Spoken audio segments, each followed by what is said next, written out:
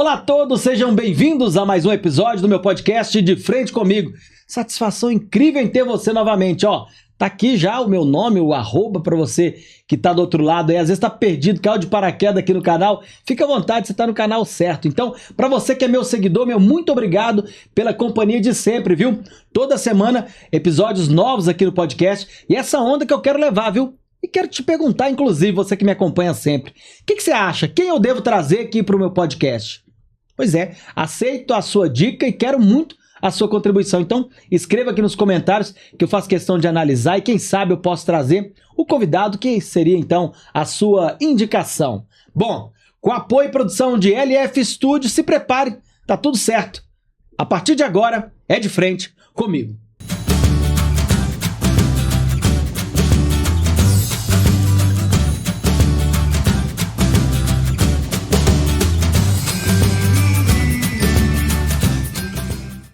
E de frente comigo está um personagem que veio diretamente de Curvelo. Meu povo, você conhece Curvelo? Se não conhece, precisa conhecer. Fica pertinho aqui de BH. E esse personagem é um cara de sucesso lá, um defensor da saúde. Uma pessoa que começou uma vida muito simples, humilde e hoje é vereador na cidade. Por isso te apresento, meu querido Douglas Veríssimo. Um prazer ter você aqui, meu irmão. Prazer, Pablo, Thiago. Alegria muito grande estar aqui no seu programa, no seu podcast. Satisfação a minha você ter aceitado o convite e participar conosco aqui, porque algumas pessoas nos indicam personagens aqui, indicam figuras que possam participar. Seu nome foi um deles, por isso você está aqui de frente comigo e eu quero saber muito da sua história, viu? Hoje é o dia de destrinchar a sua história para o povo entender melhor, viu, Douglas? Vamos lá. Olha só, eu comecei falando aqui, meu povo que me acompanha sabe muito bem, trouxe o Douglas, que é uma referência política na cidade de Curvelo, mas também que tem uma história de vida, né, Douglas, por trás disso tudo. Eu disse até aqui que você começou uma vida simples, filho de um pai pintor, de uma mãe que fazia serviços gerais. Me conta um pouco da sua história, quem de fato é o Douglas, antes da gente entrar nessa parte aí desse personagem de sucesso e destaque na cidade. Obrigado, Thiago. O Douglas é uma pessoa muito simples, uma pessoa do povo, uma pessoa que, como você mesmo disse, saiu de baixo, né? Meu pai é pintor automotivo, minha mãe é faxineira e com muita luta, com muito esforço, nós tivemos a oportunidade de cursar aí a Faculdade de Direito em Sete Lagoas e me tornei advogado no ano de 2011. Formei em Direito, né? Já lutei, já trabalhei muito, fui trabalhador mirim, inclusive para uma empresa aqui de Belo Horizonte, que é a Aspron. Ô, rapaz, coincidência! Você sabe que a Aspron faz 50 anos esse ano? Sim, sim. Inclusive eu tive lá com o atual presidente, me fugiu o nome aqui, que era o Cateb, né? Vou lembrar até o final desse podcast, vou lembrar direitinho, não posso cometer essa gafe, mas eu conversei com ele um pouco ouvindo a história. Eu também fui Aspron. Ah, que bom. Só que eu tô com uma carinha mais velha que você, então minha Aspron, eu entrei no ano de 2000. Você é mais novo, né? Mas aí sou mais novo, não sei, né? Mas assim, eu fui da Aspron, da Associação Profissionalizante do Menor de Belo Horizonte, também trabalhei numa empresa de Montes Claros, que é o Centro de Integração Empresa Escola, que é o CAA. Né? Conheço demais. E também fui guarda mirim, que era uma associação que tinha em Curvelo de profissionalização de jovens, né? Nós já trabalhamos muito. Que legal, cara. E esse é o segredo do sucesso de qualquer pessoa, né? Com Começar certeza. a trabalhar cedo. Eu acho que até uma defesa importante. Muita gente, claro, a juventude tem que estudar, tem que se capacitar, mas você defende que o trabalho tem que começar cedo também. Com certeza, né? Com certeza. Nós temos que ter a qualificação do jovem e uma oportunidade para que ele tenha, sim, o ingresso no primeiro emprego. Nós precisamos mais de empresas que promovam essa abertura e tenham essa condição de qualificar, inclusive com benefícios, né? Com isenções e incentivos fiscais, se for o caso. Que você, melhor do que ninguém, sabe que faz a diferença, o primeiro emprego ali, ajudar na renda da família e também na capacitação da pessoa humana. Né? Exatamente, eu acho que todos os meus colegas que estiveram comigo em todas essas empresas e essas instituições trilharam um caminho correto, são pessoas hoje que são profissionais reconhecidos, que trabalham e que têm um destaque profissional. Então, quanto antes a pessoa começa a ter essa oportunidade de trabalhar, conciliar o trabalho com o estudo, ela vai ter uma oportunidade na vida melhor. Pois é, lá atrás, talvez... Você imaginava quem você pudesse ser hoje, um advogado formado? Já tinha essas convicções ou a vida foi te moldando e te trazendo para cá? Eu sempre gostei muito, Thiago, da política. Desde criança, desde muito jovem, eu sempre fui fascinado pelo debate político como um todo. Então eu acho que eu sempre me idealizei de estar onde eu estou, na política, sempre gostei muito. O direito também, eu tenho alguns parentes que são advogados e é o lugar onde eu me sinto bem, né? Eu estou na política, mas eu sou advogado. Então assim, a advocacia ela faz parte da minha vida, é a minha profissão, é onde eu gosto de trabalhar. Mas a política é aquele lugar onde, desde muito jovem, desde muito criança, eu sempre me idealizei estar no ambiente político, na política. Acho que o advogado e o político também tem muita coisa em comum. A questão, acho que o vereador, por exemplo, você exercendo contato direto com o povo, tem que gostar de gente. Gostar de gente. Impossível não gostar de gente trabalhando nessa área, né? Tanto na advocacia quanto na política, o instrumento de trabalho é o gostar da pessoa. Se você está em uma dessas duas profissões, você não gosta de lidar com gente, você está nos locais errados, digamos assim. Então eu sempre digo que na política, principalmente, se você não gosta de pessoa, você vai ser infeliz, você não vai atuar bem, você não vai desempenhar bem. Então é o grande segredo, é isso que você colocou. Você gostar das pessoas, de trabalhar para pessoas e ver o seu trabalho frutificando e reverberando na vida das pessoas. Esse é o segredo. Pois é, eu até comecei aqui, nós vamos atropelando as informações, o podcast é isso mesmo, né? O povo vai conhecendo sua história, mas a gente passa por uma outra etapa. Sim. No início eu até falei que você é defensor da saúde, é uma das suas bandeiras ali, aí que se mostram ainda mais próximo do povo. E como é que é esse contato? Você trabalha em Curvelo, é de muita ação, de muitas idas até o povo, porque defender a saúde tem que entender de fato ali na ponta, né? A necessidade. Nós temos um mandato com inúmeras frentes. A saúde certamente é uma delas, a saúde, a educação, a questão da inclusão social, enfim. Mas estar próximo das pessoas é a principal forma de trabalho do nosso mandato. Eu digo que antes nós fazíamos o gabinete itinerante, onde nós saímos do gabinete da Câmara e toda semana a gente montava uma barraquinha em algum lugar da cidade para ouvir as pessoas. E hoje nós temos o quadro do mandato que chama Falei que Voltava. Então as pessoas falam assim, político some depois da eleição, e a gente quebra esse paradigma e vai justamente na casa do eleitor, na casa das pessoas, para saber, principalmente aquelas que nos apoiaram, que deu sustentabilidade no mandato, para assim, como é que está o serviço público na sua cidade? Como é que está a coleta de lixo na sua rua? Como é que está a limpeza? Como é que está a escola do seu filho? Como é que está o atendimento médico do seu PSF? Está faltando medicamento na farmácia? Então a gente vai direto na casa das pessoas para buscar essas informações e transformar isso nos encaminhamentos legislativos. Seja um pedido de informação, seja uma indicação de melhoria. Então a gente transforma essas informações em políticas públicas. Sabe que você falou uma coisa interessante? Aí eu gostei da sua abordagem, porque é diferente de você, político, ir lá no posto de saúde. Vamos supor, vou no posto de saúde ver como é que tá a saúde do povo. É natural que a gerente do posto naquela condição queira deixar um melhor momento, um espaço que talvez você não tenha a oportunidade de ver a real necessidade do povo. Sim. Agora, quando você faz o inverso, você tem lá onde o povo mora, ouvindo ele antes de ir pro posto, que ali sim você consegue entender a deficiência do esquema todo. Que legal, eu gostei disso. E tem uma diferença também, Pablo, que a gente sempre introduz uma conversa com a pessoa fica mais calma, natural, mais tranquila, e no frigir dos ovos ela acaba assim, olha, isso está funcionando, mas isso aqui não está funcionando. Então os problemas surgem com naturalidade, e nesse momento que a gente extrai aquela informação e transforma aquilo numa demanda do legislativo para buscar solucionar, resolver e trazer melhorias efetivas na vida desse cidadão. Ainda fala assim, falei que eu voltava? Falei que voltava, exatamente. Falei. E as pessoas, esse volta mesmo, e se torna, e por isso que se tornou um quadro do nosso mandato lá em Curvelo. Você está em segundo mandato na cidade, né? Como é que foi desde o primeiro mandato?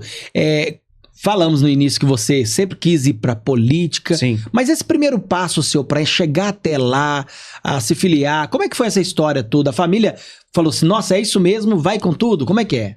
Minha mãe tem um pouco de receio, né? Minha mãe sempre muito mais preocupada de como que eu iria me comportar nisso. Meu pai não, meu pai assim, vai que realmente você tá com vontade, você gosta, tem que ir mesmo. Mas no frigir todos, assim, no andar da carruagem, os dois apoiaram. Minha família como um todo sempre me apoiou nessa questão política.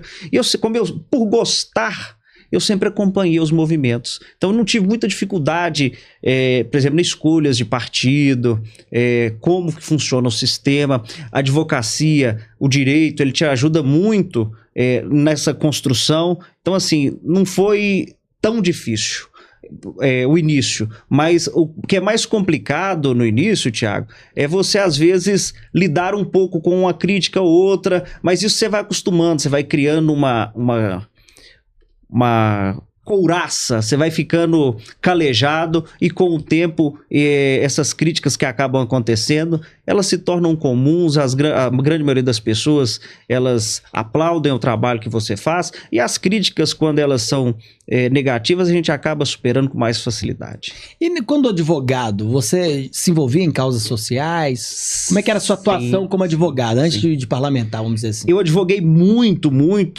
para as ações da saúde. Eu sempre auxiliei as pessoas que precisavam de um atendimento médico. Às vezes, a pessoa precisava de uma prótese, de uma cirurgia de urgência. E meu escritório sempre atendeu essas pessoas, sempre acolheu esses pacientes e nós sempre demos muita efetividade para que esse paciente, que esse cidadão chegasse lá no escritório e recebesse um atendimento efetivo. Foram mais de 500 ações antes de me tornar vereador, só como advogado, e na grande maioria como defensor dativo, ou seja, defendendo as pessoas de graça, pelo Estado que me paga esses valores desses honorários. E vão aparecendo mais, né? Quando vai dando sucesso, vai multiplicando, né? vai multiplicando. E é muito gratificante quando você consegue, às vezes, resolver um problema de saúde urgente ali daquele paciente e aquele paciente volta no seu escritório para te agradecer. Isso é muito gratificante. Que legal. E é algo que realmente torna a profissão mais... Qual a palavra que eu poderia ser mais gratificante? Isso, realmente. A palavra é gratificante. Eu acho legal porque é o seguinte, é uma forma de você... Deus te deu essa oportunidade de você se tornar um advogado. Sim. Com toda a sua trajetória de vida, dificuldade financeira, hoje você é um advogado. E claro, com a permissão de Deus, que você chegou até lá. E por que não você usar essa oportunidade? Eu falo isso sempre. Hoje eu apresento um jornal na TV Alterosa às 11 da manhã. E eu recebo muitas ligações de pedido de ajuda, uma matéria. E às vezes o que é simples, para eu ir lá, compartilhar ou colocar na tela da TV que a moto do entregador foi furtada. Mas Deus me permitiu estar ali, por que não? Então eu uso muito isso.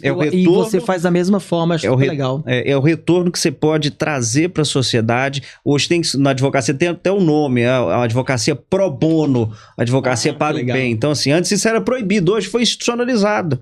Assim, eu posso exercer uma advocacia para o bem pro bono, advogando de graça para quem não precisa, para quem realmente em situações excepcionais, como a saúde, por exemplo, que é um tema muito sensível e realmente na grande maioria dos casos são questões urgentíssimas, Thiago. E o povo não tem acesso, né? O povo às vezes desconhece tanto das coisas. Enquanto mais simples, mais desconhecimento, né? A população às vezes, né? Questão de cidadania. As pessoas precisam entender melhor quais são os seus direitos e também quais são os seus deveres. Nós precisamos melhorar essa rede de informação para que as pessoas saibam que os direitos delas estão garantidos e amparados, por exemplo, numa Constituição Federal que nós temos. Que ela tem o direito à saúde, que ela tem o direito à educação e ela tem os caminhos para efetivar esses seus direitos. E isso realmente, como você coloca, as pessoas precisam ter melhor conhecimento disso, e isso é através de um trabalho de cidadania que nós precisamos melhorar no país como um todo. De fato. Agora, eu vou mudar um pouco, que eu sei, fucei um pouco a sua história e sei que você criou um quadro super interessante que, primeiro, já revelou que tem um dote culinário aí, né? Então, você mistura política com sabor. Me conta um pouco dessa história, que, aliás, antes de contar essa história, eu vou pedir o Léo. Ô, Léo, eu tô falando aqui igual papagaio, não pedi pra colocar as imagens do nosso querido Douglas, dele atuando como vereador, tá vendo? Deixa eu compartilhar primeiro. Vamos lá, pode ir lá. Antes de tudo, eu separei algumas cenas suas como parlamentar ali, defendendo do povo, né, apresentando as suas propostas, mas aquela cena, aquela primeira fotografia ali, eu queria que você explicasse, que eu tenho certeza que significa muito para você, não é mesmo? Sim, sim, ali é meu pai, minha mãe, é Geraldo Lúcio e Edileia. São a minha base, as pessoas que realmente me apoiaram sempre desde o início e que estão aí ao meu lado, graças a Deus, com saúde, trabalhando e auxiliando nesse caminho, nessa caminhada que nós estamos construindo. Como é que você vê, olhando para aquela foto, seus pais ali felizes ao seu lado, vendo o homem de sucesso que você se tornou, e lembrando, Douglas, de todos os momentos difíceis que vocês passaram, só vocês sabem, né? Com toda a dificuldade, e que talvez seu pai e sua mãe não é que não acreditasse, mas não imaginasse que o Douglas chegaria tão longe. Você se considera um exemplo para os seus pais, como orgulho para eles? Eu me considero um vitorioso, Thiago, em primeiro lugar, de sair da onde que eu saí e tá chegando aonde eu realmente quero estar.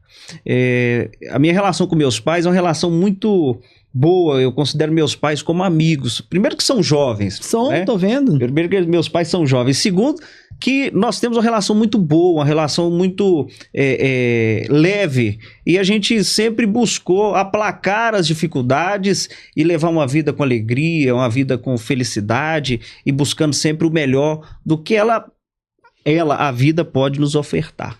Que legal. E ó, pra falar em felicidade, nós temos mais fotos. Coloca aí, Léo. Vamos lá. Mais fotos que mostram também momentos de trabalho, muita dedicação. Aquela aí, ó, e também uma foto que pra você simboliza também momento de felicidade. Descreve pra gente, ó. Aí é Vinícius, é meu namorado. E aqui... Ali você tava no plenário? Nos dois momentos, no plenário da Câmara Municipal em Curvelo. E aqui eu quero fazer aproveitar essa oportunidade, que é a primeira vez que eu vou tratar desse assunto publicamente, né? Antes, a minha sexualidade era uma questão que era um pouco meio que um tabu. Eu evitava ficar expondo, não porque era uma questão política, não. Mas eu acho que hoje eu me sinto mais leve, mais forte para dizer isso. Seguro que só vale estar na política, só vale estar aqui se você tiver a coragem, a hombridade de ser quem você é.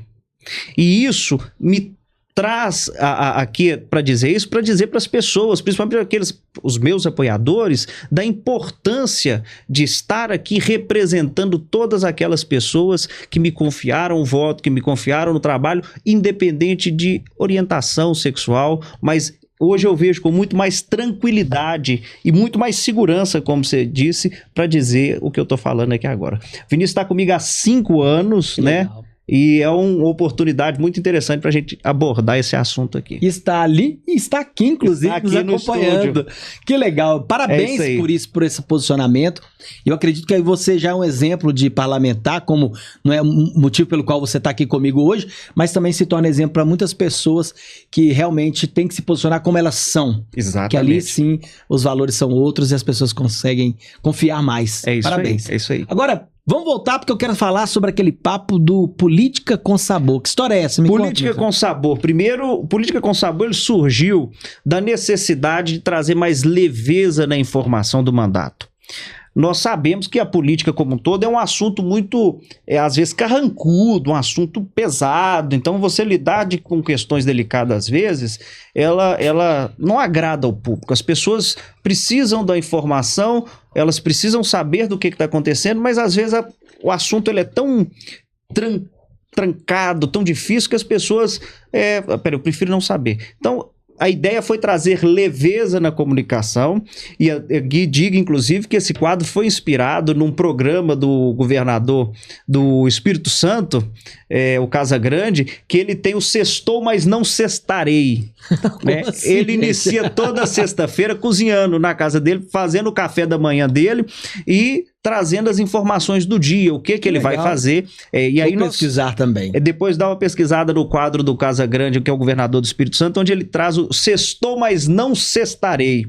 E aí tudo na vida se copia, se aprimora. Nós pegamos o Política com Sabor como uma forma de fazer um resumo semanal de todas as ações políticas do mandato. Que legal. Então a gente vai cozinhando, preparando algum prato e comunicando, olha, nós fizemos isso, estivemos participando de uma reunião assim, assado, aprovamos o projeto de lei assim, temos uma indicação assim. Nem sempre, né, a gente traz as notícias como a população gostaria, mas a gente sempre tenta trazer a comunicação com leveza e com uma forma de tornar o assunto mais palatável para as pessoas. E tem interação do público? Isso é postado nas suas redes sociais, no Instagram? Como é que é? A adesão do Política com Sabor é gigantesca. Inclusive, até cortar aqui, eu não sei, eu não pedi o Léo da LF, o Léo, talvez, não sei se ainda tá em tempo, da gente tentar colocar a rede social aqui do Douglas, se for possível, tudo certo.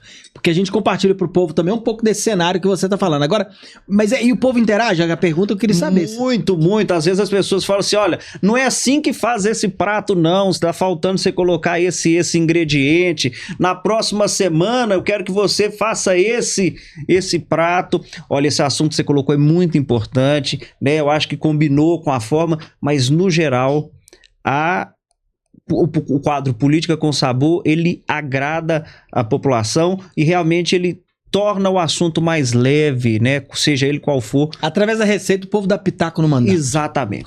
É isso mesmo. É isso. O tempero do mandato fica mais saboroso. Por mais que às vezes seja apimentado, às vezes um pouco mais salgado, mas tá ali, tá dito e pronto. Exatamente. É isso mesmo. Que legal, legal.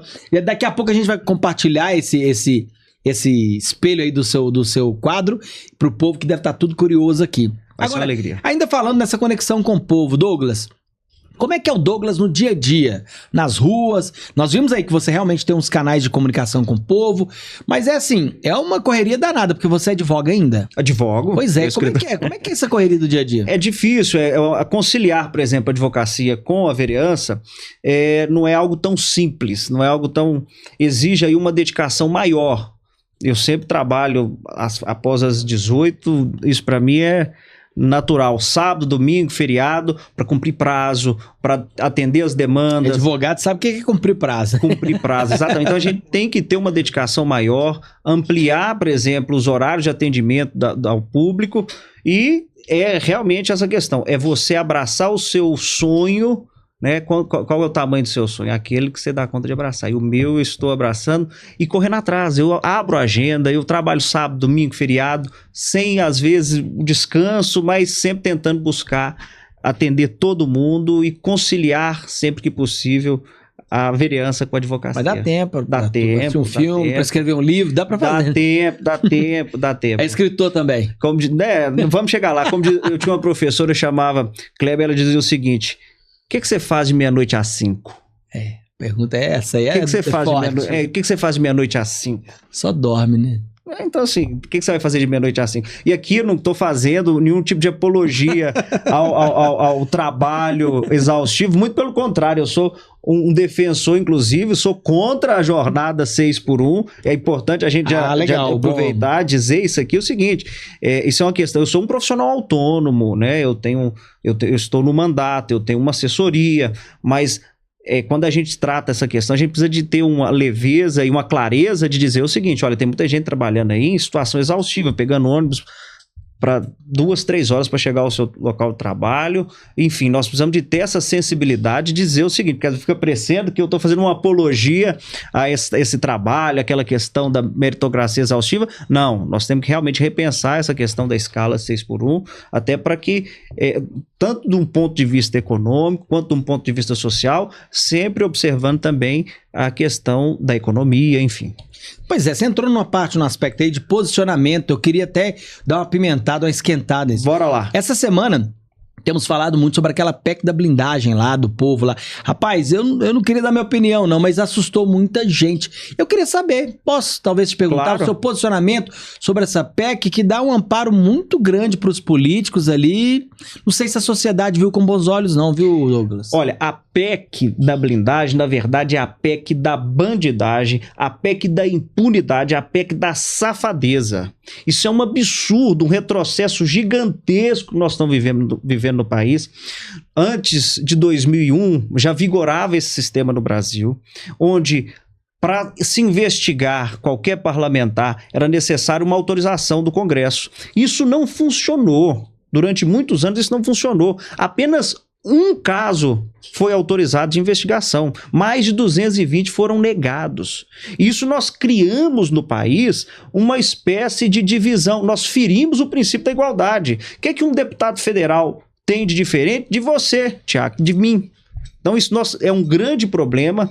Nós precisamos lidar com isso. Nós não podemos confundir prerrogativas com imunidade. São questões completamente diferentes. O parlamentar deve ter a sua imunidade preservada, a sua prerrogativa preservada, mas ele não pode ter nenhum tipo de benefício extra, o que nós chamamos de privilégio. E essa PEC cria um privilégio para coitar bandido dentro do Congresso Nacional, para esconder a safadeza de quem fez, por exemplo, striptease em praça pública, com desvio de dinheiro público. E aqui está o grande lance, Thiago. O grande lance da PEC da blindagem é que tem muita gente que está com culpa no cartório e agora está tentando se blindar porque fez falcatrua com emenda parlamentar. E está na mira da Polícia Federal, está na mira do Congresso, do Supremo Tribunal Federal, e agora estão tentando criar mecanismo para tirar o corpo fora.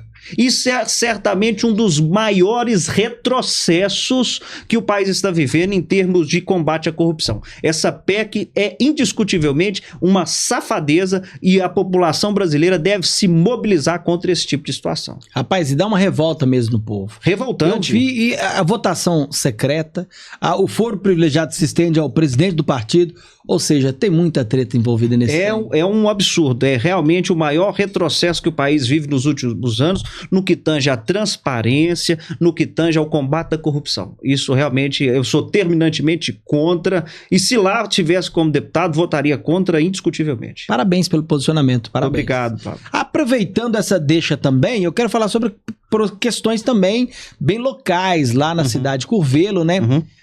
Alguns projetos também que você está envolvido de frente. Com relação às bets, né? Tem também um posicionamento pontuado aí com isso, né? Que tem crescido bastante, inclusive, né, Douglas? Me conta. Nós primeiro quero te contar como me fez chegar até essa questão desse projeto. Como advogado, eu recebi um cliente no escritório e ele falou assim: Douglas, eu tô desesperado. Eu falei: o que foi, fulano? Eu recebi a herança do meu pai e eu consegui dilapidar todo o patrimônio em 3 meses. Isso foi tudo jogando nos jogos online. Meu Deus. Isso me trouxe uma preocupação e me trouxe um alerta de como que estava se alastrando. A gente sempre viu nas notícias o que estava acontecendo. Foi quando eu fui buscar o conceito de ludopatia, que é o vício em jogos, e a gente vai pegando os números. Foi quando eu comecei a trabalhar em alguns projetos que realmente reduzisse os impactos dessa atividade na vida das pessoas, né? E nós apresentamos um projeto que veda a participação do poder público como patrocinador ou para receber patrocínio em qualquer evento que esteja envolvido às bets. Então, assim, é um projeto pioneiro em todo o Brasil. Curvelo dá um avanço, é um município que avança em relação a essa matéria, age de forma pioneira ao vedar que o município de Curvelo patrocine qualquer tipo de evento ou receba patrocínio que esteja envolvido com esse tipo de situação. Nós sabemos hoje que eles estão infiltrados no esporte e em vários outros segmentos da cultura, em shows, mas o prejuízo que essas empresas trazem à família brasileira, à sociedade brasileira é gigantesco. É um prejuízo econômico. Hoje, boa parte, já tem inclusive pesquisas e dados que dizem que boa parte das pessoas que fazem apostas online já investem mais nisso do que em móveis, imóveis e bens como carro e moto. Então as pessoas já um determinado segmento já está gastando mais com jogos do que com um patrimônio fixo, com imóvel e carro e moto, por exemplo. Isso é muito grave. O índice de benefício previdenciário concedido por doenças psicológicas causadas por jogos disparou. Que isso. Então, assim, é um dado muito alarmante. Curvelo é uma cidade que hoje sai na frente em relação à propositura desse projeto. E aqui eu quero até mandar um abraço muito especial ao meu colega vereador Marcelo Monteiro, de Lagoa Santa, que também propôs um projeto nesse mesmo sentido. Marcelo, um grande abraço para você. Muito obrigado pela parceria de sempre, né? Você é um cara que tem um trabalho excepcional em Lagoa Santa e é um prazer muito grande caminhar ao seu lado aí no Partido Verde. Ô Ô Douglas, eu tô vendo que você é muito atuante, né? E bem posicionado, convicto aí de muitas demandas que o povo te abraça, inclusive, com as opiniões. Agora, segundo mandato como vereador, eu não tô achando que ano que vem nós teremos a eleição, né? Eu tô achando que o povo vai querer que você migre aí para um outro cargo político. Você já pensou, deputado estadual, já federal? Pensei, eu quero aqui aproveitar a oportunidade, Pablo, para dizer o seguinte: eu sou pré-candidato a deputado estadual pelo Partido Verde em Minas Gerais. Nós precisamos resgatar a boa política em Minas Gerais, uma política que é voltada para a população de Minas, para resolver os problemas dos mineiros, uma política de enfrentamento das dificuldades que o Estado vem enfrentando, uma política com P maiúsculo, uma política que realmente, Thiago, resolva a vida dos mineiros, não uma política de ataques pessoais e que não traz nenhum tipo de benefício. Nós vamos sim, eu sou pré-candidato a deputado estadual pelo Partido Verde em Minas Gerais, com muita alegria, nós vamos para esse desafio em 2026. Com política e sabor, inclusive, né? Vamos estender o Política com Sabor para todo o estado de Minas Gerais. Show de bola. Inclusive, eu vou até pedir o Léo para colocar aqui agora sua rede social para compartilhar com o povo. Vai fechar aqui na tela agora. Agora o negócio tá mais chique aqui na LF Studio. Tá aí a rede social do nosso querido Douglas Veríssimo. Para quem ainda não segue, já deixa aqui, ó. Como é que é o arroba mesmo? Arroba o Veríssimo 1. Ah lá, arroba o Veríssimo 1. Essa é a rede social do Douglas Veríssimo. Agora sobe aí, Léo.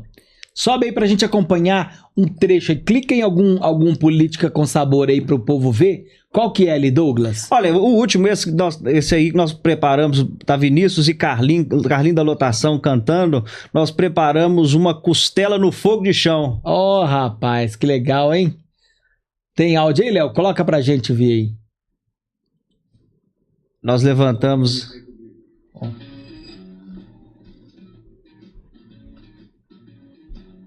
Preparo da costela. O negócio é gigante. É.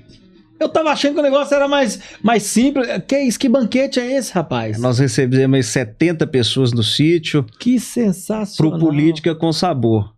É mais saboroso que eu imaginava. Ah, não, uma música ao vivo, exatamente. Legal, bicho. É um evento, então, na verdade. Eu imaginei que seria um programa e tal, que eu zapiei ali, eu passei e fiquei olhando.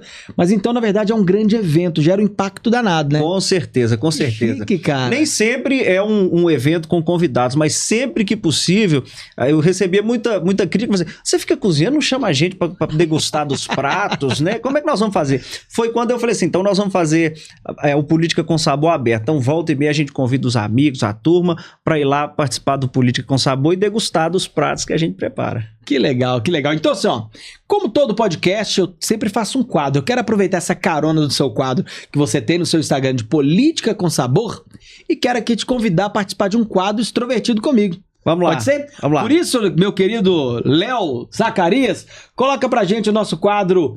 É sabor com política, meu filho? Tô certo? É isso mesmo? Política com Sabor. O meu é sabor com política. Coloca aí, roda aí, meu filho.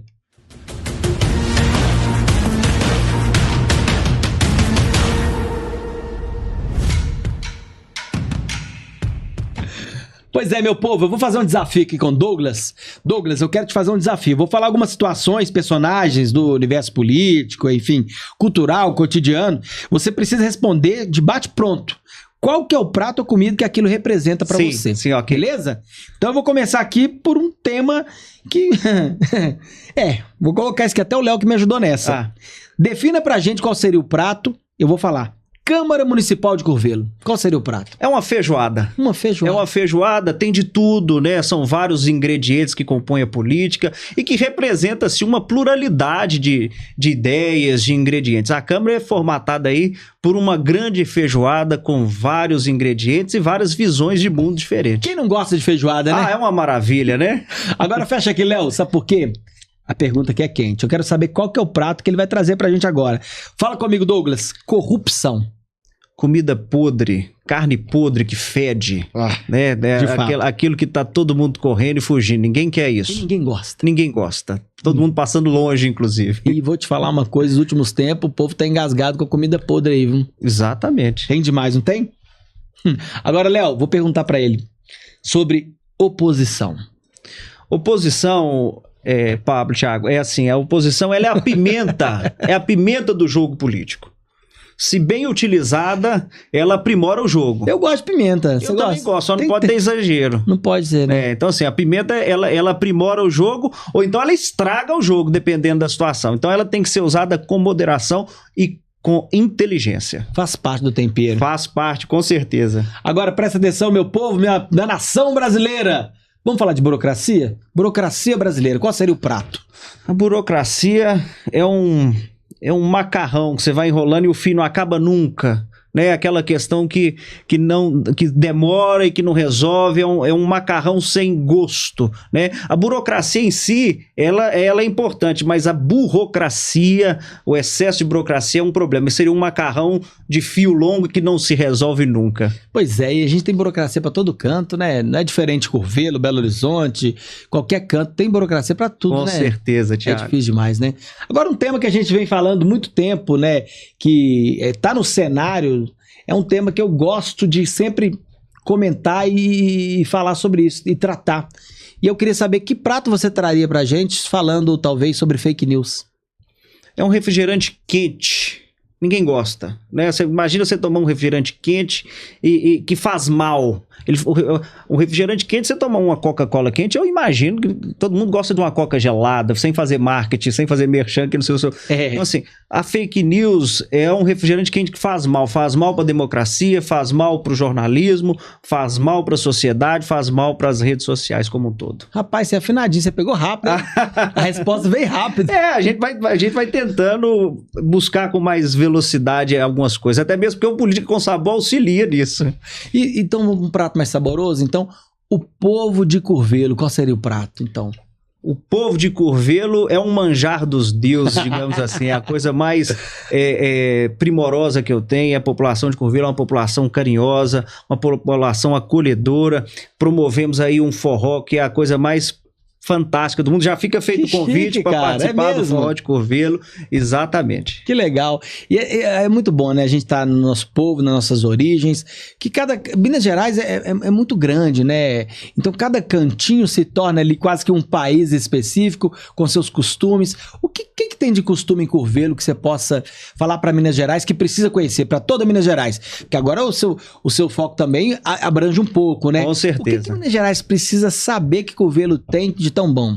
Bom, o primeiro forró de Curvelo. Eu acho que assim, é o carro-chefe, a vitrine. Você é forrozeiro mesmo? Eu sou forrozeiro, danço forró, gosto de forró, gosto da festa, gosto de participar, comida boa, música boa, gente bonita, gente inteligente, cerveja gelada, enfim. Primeiro, a nossa vitrine é o forró. Segundo, nós temos um turismo religioso muito forte, com a festa de São Geraldo, né? É verdade. Que é importante a gente destacar a festa de São Geraldo, que é uma festa tradicional com a Basílica de São Geraldo, que é a única que existe no mundo fora da Europa. Então, assim, a nossa vocação com o turismo religioso também é muito grande. Então, as pessoas precisam conhecer um pouco mais a festa de São Geraldo, os romeiros, a barraquinha de São Geraldo, que é feita anualmente, né? Nós chamamos Shop Center São Geraldo, porque assim, é uma barraquinha a céu aberto para vender de tudo, né? Com comida boa, gente bacana, enfim. Curvelo é uma terra de gente acolhedora que as pessoas, que Minas Gerais e o Brasil precisam conhecer. Rapaz, eu confesso que eu já fui de passagem em Curvelo, mas ouço muito, tenho grandes amigos aqui, eu mando um abraço pro Anderson Porto, família dele de Curvelo, o Tijadir dele é de Curvelo, ele fala muito da cidade de Curvelo, tem muitas pessoas boas de lá que eu conheço, viu? Sim, Curvelo é uma cidade maravilhosa, né? Curvelo é a capital do meu mundo, digamos assim. E Minas Gerais também seja bem rodado, né? Minas Gerais é um campo aí que também é grande, vamos dizer assim, mas você conhece muitos cantos de Minas, né?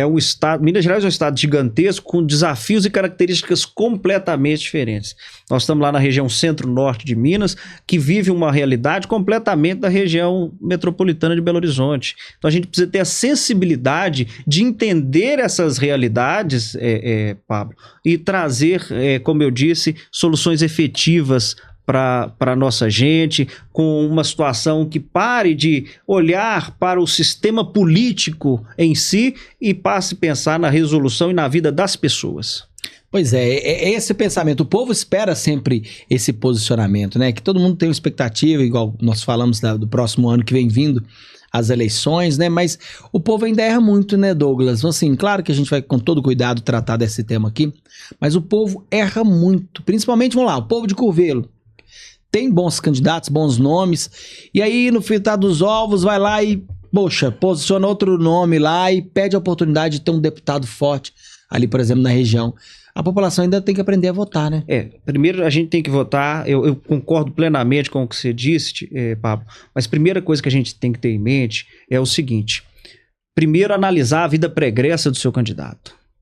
E se ele já for do meio político, vou observar como é que os políticos mineiros, deputados mineiros, votaram em relação a essa PEC da blindagem. Que eu chamo pelo menos 344, hein?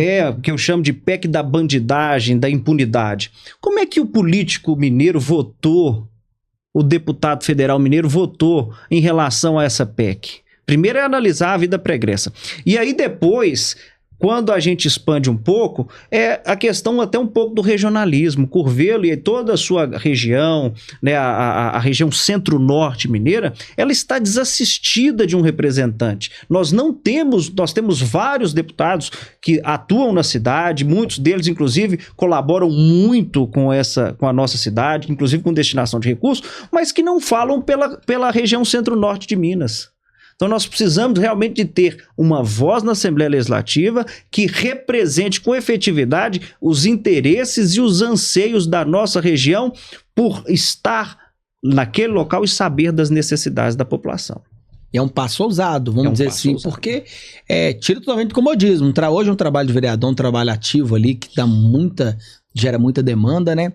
Um cenário estadual... Rapaz, é um servição, hein? É um servição, é um grande serviço, mas que nós esperamos reverter também em grande serviço para o estado de Minas Gerais, para a região centro-mineira e para a população de Minas como um todo. Tô curtindo demais esse bate-papo, inclusive quero falar com você que me assiste aqui, tá acompanhando o podcast, tá gostando? Tá gostando da história do nosso querido Douglas Veríssimo? Já comenta aqui o que você tá achando, dê um joinha, gente, é importante demais quando você dá um joinha, sabe por quê? Esse joinha espalha pro povo que a notícia é boa. Então tá curtindo esse conteúdo? Dê o seu like, é importante, ou então compartilhe esse vídeo. Já manda lá no seu grupo de família. Eu sei que você tem tia demais que precisa entender um pouco mais desses assuntos, que ano que vem tá aí, é um cenário diferente. Manda lá, Sede Curvelo também manda. Olha, o Douglas tá aqui nesse podcast. É importante. Se você ainda não é inscrito no canal, faça o favor de se inscrever. Forma com a gente aí esse time que todas as terças-feiras, as quartas-feiras, tem acompanhado aqui novos episódios junto de frente comigo, meu povo. Obrigado mais uma vez. Agora voltando aqui pro nosso querido Douglas, é um bate-papo que a gente vai pra lá, vai pra cá e não volta, né? Douglas, pensando também nesse cenário estadual, você como advogado também possa ter uma visão muito mais ampla com tudo isso, né? Como que o advogado hoje, com a experiência de parlamentar, pode talvez futuramente ser um bom deputado, por exemplo? Como é que você vê esse cenário? Você colocou um assunto muito importante. A advocacia, ela auxilia muito, Pablo, Thiago, em relação ao exercício parlamentar, seja de um vereador, seja de um deputado, de um senador, porque ele já tem um conhecimento prévio do que seria o Estado Democrático de Direito, o que é uma Constituição Federal, o que é uma norma constitucional, as normas infralegais, a diferença de uma resolução, de um decreto e, acima disso, a produção do processo legislativo. Isso facilita muito. E traz também a questão de conhecimento técnico em algumas questões muito claras, que às vezes, olha, você pega um projeto, você já consegue identificar, na grande maioria das vezes, que esse projeto ele é inconstitucional. Que ele vai... Que é só o oba-oba ali, né? Só pra fazer o oba-oba. videozinho no Instagram. É só... O que tem demais não tem, rapaz? É só o oba-oba, só para aparecer na internet e gerar engajamento. Então nós precisamos de gente que trabalhe com técnica. Nós precisamos de realmente políticos que observem a técnica e que saibam exatamente o que estão fazendo. Né? É importante, às vezes, você divulgar o seu trabalho. As redes sociais, ela exerce um papel fundamental na questão da informação e da comunicação, mas é preciso saber utilizar isso com moderação. Você utiliza, às vezes, as redes sociais para anunciar medidas completamente inconstitucionais, ilegais e que vão completamente contra a lei. Então, eu acho que a função do advogado na política, ela é extremamente importante e facilita muito o exercício do mandato parlamentar. A saúde no Estado precisa ter outros olhos, porque você fala muito sobre saúde, né? A defesa de uma saúde para o Estado. Como é que você... eu sei do cenário, que a gente se compõe muito cenário municipal, que é natural, você vive a cidade, né? Mas a questão da saúde, quando se fala de Estado, é também um olhar especial, né? Tem que ter um olhar especial, né? É um desafio muito grande que nós observamos. Eu acompanho, inclusive, a Comissão de Saúde na Assembleia, a Comissão de Legislação, e a gente observa, por exemplo, o Estado fazendo o sucateamento de grandes hospitais, por exemplo, em Belo Horizonte. Eu tenho acompanhado aí a luta em relação ao Hospital João 23, nós sabemos, inclusive, dos problemas que envolvem os hospitais regionais e a falta de apoio de recursos em relação a essa situação. É preciso encarar os problemas, Thiago, com muita clareza. Olha, o nosso problema hoje é esse, nós precisamos priorizar os recursos nossos para resolver. Nós temos dois grandes problemas, a saúde e a educação. A saúde é um problema emergencial que geralmente toma um recurso de forma mais emergente, a educação é um setor de política pública que demanda mais planejamento e um orçamento mais escalonado. A saúde em Minas Gerais, eu observo que ela está completamente abandonada. Ela está jogada literalmente às traças. E realmente nós precisamos de representantes que busquem resolver esse problema de maneira efetiva, né? E com clareza. Olha, nós temos que priorizar os recursos para a construção dos hospitais regionais, nós precisamos realmente valorizar os profissionais, os servidores da saúde, e nós temos que ter, olha, as dificuldades são essas. O que falta hoje, por exemplo, na minha visão em relação ao governo do Estado, é clareza em lidar com os problemas. O governador hoje só fala para o seu público, ele só fala para a sua galera, ele não fala mais para o Estado como um todo.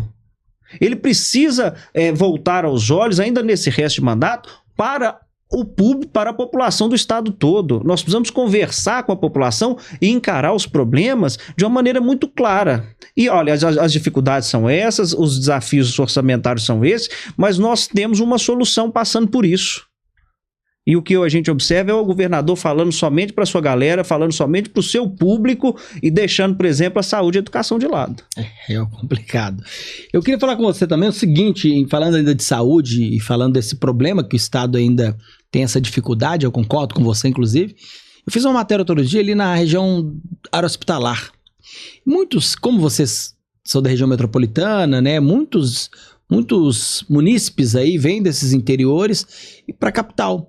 E às vezes vem no veículo da prefeitura, uma van locada e tudo mais. Mas nem todas as cidades têm as casas de apoio aqui na capital. Uhum. E muitos ficam ali, rapaz, esperando a hora de ir embora, o fulano fazer consulta para voltar todos juntos. O que você pensa desse... comentário, né? Que não estou falando nada de projeto, né? Isso não, tá? Eu queria saber a opinião sua mesmo com relação a essas pessoas que ficam ali às vezes aguardando... Deveria ter um projeto para essas pessoas, porque é complicado. A minha cidade, por exemplo, não tem uma casa de apoio, o município de Curvelo não tem uma casa de apoio em Belo Horizonte em relação aos pacientes que necessitam de tratamento aqui na capital. O que nós precisamos pensar é realmente de redimensionar o atendimento regionalizado, primeiro para descarregar o sistema da capital, para que esses pacientes possam receber o tratamento especializado mais próximo de casa, né? E para aqueles que realmente, efetivamente, necessitem se deslocar da capital, é preciso pensar numa política estruturante, e quando fala de política estruturante, envolve um diálogo com o Estado, com os municípios, de atendimento desse público. Eu sei de pacientes que vêm para Belo Horizonte e que ficam um dia todo sem comer porque não tem condições financeiras de comprar um salgado, um lanche. A gente precisa facilitar o acesso desse paciente através de uma rede regionalizada. E para isso, os hospitais regionais exercem um papel fundamental. Nós precisamos estruturar nas micro-regiões da saúde uma melhor condição de atendimento desses pacientes. Para, primeiro, desafogar esse atendimento na capital e, segundo, para trazer mais dignidade para o paciente, para que ele possa ser atendido mais próximo da sua residência. Falou tudo, dignidade seria a palavra. Que é triste, né? Tem vezes que tem idosos, muito triste, filhos pequenos ali. Um transporte às vezes precário, uma ausência de estrutura para alimentação. Às vezes o paciente até recebe um atendimento muito rápido aqui na capital, mas tem que ficar o dia inteirinho esperando os outros pacientes para voltar para a sua cidade. Então a gente tem que realmente colocar, e aí é uma questão de colocar o povo mineiro em prioridade, deixar o debate ideológico um pouco de lado, deixar o debate em relação às críticas pessoais do candidato A e do candidato B, para aplacar e resolver os problemas reais da vida das pessoas. É o que o povo quer. E é o que as pessoas precisam. Pois é, você apontou no início também, falando sobre a questão da educação. E aí vou falando no âmbito estadual, né? Nós estamos nesse assunto, vou dar, como diz na polícia ali, desembalar da carreira. Eu tenho percebido que muitas escolas estaduais têm fechado as portas. Não sei qual que é a estratégia, eu mesmo moro próximo ali do bairro 1º de Maio, bairro Providência ali, onde uma escola conhecida como Alberto Mazzoni, tradicional, está sendo fechada e vai ser usada como um arquivo, por exemplo.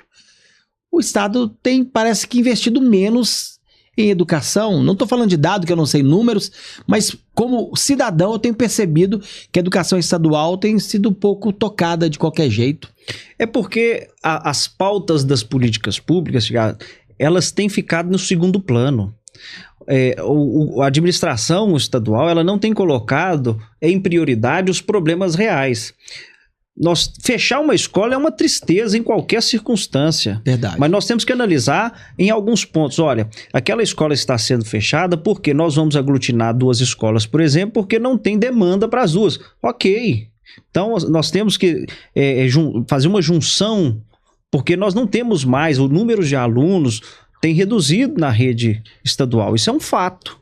Olha só, não sabia disso. Isso é um fato. Né? Então, assim, então às vezes precisa de fazer uma aglutinação de alunos para que se atenda. Agora, você fechar uma escola porque não tem estrutura, porque não está recebendo, às vezes, determinado suporte por parte da gestão, isso é uma tragédia. Isso é uma tragédia gigantesca como um todo. E nós temos que realmente repensar a educação como uma política estruturante e que vai tirar o país dessa crise moral, inclusive, que nós estamos vivendo, aprovando esse tipo de escárnio, por exemplo, que é a PEC da blindagem. Somente a educação vai nos salvar desse tipo de política baixa que às vezes a gente vive. Você sabe que você citou uma coisa que eu comentei essa semana com um colega de redação, a questão da educação.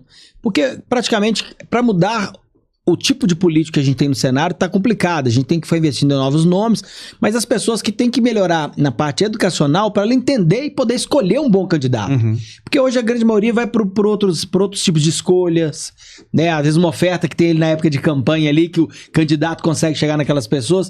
Mas a educação, com certeza, pode mudar o cenário político, né? Do país futuramente. A questão da cidadania, de você ensinar a cidadania àquelas pessoas, de que quando você ensina que a importância do voto, a importância da escolha dos seus representantes, que você não deve trocar o seu voto por um saco de cimento, que você não deve trocar o seu voto por um favor, que você não deve trocar o seu voto por uma cesta básica, e que você precisa sim buscar escolher representantes que realmente vão ali dentro do cenário político te representar, lutar pelos seus direitos, que conhecem as dificuldades da sua região, que conhecem os problemas locais, aí sim você começa a transformar a vida das pessoas. E a educação ela exerce um papel estruturante na formação, na consciência ética e de cidadania desses alunos, desses cidadãos que daqui a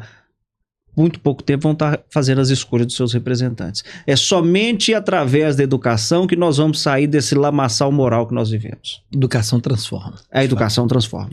Olha só, nós estamos partindo para a reta final do nosso bate-papo, mas enquanto você pensa uma mensagem final, principalmente para o povo de Minas Gerais, né, o que você pode concluir com tudo isso, como você se vê daqui a 5 anos, vamos dizer assim, eu acho que é importante também a gente colocar isso, mas principalmente falando para essas pessoas que estão perdendo a crença na questão política, estão desanimando diante de um cenário como a PEC da blindagem que nós falamos, de um cenário em que se movimentam tanto para aprovar determinadas leis nas cidades aí que não são frutíferas, mas que talvez um recado para essas pessoas, que elas possam ter esperança, que elas possam acreditar que a mudança possa de fato estar em acreditar no outro, né? Mas enquanto você pensa aí, deixa eu dar um recado pro povo aqui, meu povo que me acompanha. Mais uma vez, quero agradecer a todos vocês que nos acompanham, mas quero dizer para você do outro lado, que ainda não é inscrito aqui no meu canal, De Frente Comigo, meu filho, toda semana tem podcast novo, toda semana tem história diferente. Por isso eu sempre peço para você se inscrever, dar o joinha, até compartilhar. Então, esse é meu pedido que eu te faço sempre e quero te pedir outra coisa também. Comenta aqui o que você tá achando desse podcast. Fala a verdade, fala o que você pensa, meu filho, não tem problema não. E comenta também quem você acha que eu devo trazer no próximo episódio aqui. Marca o nome da pessoa aqui, que com certeza nós vamos avaliar aqui. Quem sabe podemos chamar a sua indicação para estar aqui no estúdio da LF Produções De Frente Comigo, tá bom? Agora joga pra cá, conta pro povo. Sem esperança não vale, acreditar é o que vale, né? Conta nessa câmera pra gente. Eu quero aqui mandar um recado muito forte para todos os mineiros, para toda a população de Minas Gerais. Não podemos perder a fé. Minas Gerais tem jeito. Minas Gerais é a terra de JK, é terra de gente grande que sempre fez política com P maiúsculo. Nós precisamos retomar as nossas origens através de homens públicos pautados pela ética, pela moralidade pública e que não ficam fazendo teatro e transformam a política num grande circo. Show de bola, gostei. Ô Douglas, quero agradecer mais uma vez a sua participação, dizer que eu tô muito feliz por você ter recebido o nosso convite, aceitado inclusive, e vindo, né, marchado lá de Curvelo pra cá. Meu irmão, muito obrigado, gratidão pura, viu, por você ter vindo aqui. Eu que agradeço a oportunidade, o convite, dizer que foi uma alegria muito grande de estar aqui com você em seu programa, Thiago. A alegria é toda minha. Meu povo, mais uma vez, meu muito obrigado por você que está aqui nos acompanhando. Ó, lembrando que todo dia, 11 da manhã, eu tô lá ao vivo na TV Alterosa. Alterosa Agora, você me acompanha por lá também, viu? Muita notícia, informação, vai pra todo canto, passa até em Curvelo, viu, meu filho? Assiste lá também. Muito obrigado mais uma vez por sua participação. Lembrando, semana que vem tem um episódio novo, não deixe de ficar ligado aqui no nosso canal. Ah, se você ainda não clicou na notificação, clica lá. E se lembre sempre, ó, onde Deus passa, nada embaraça. Até a próxima.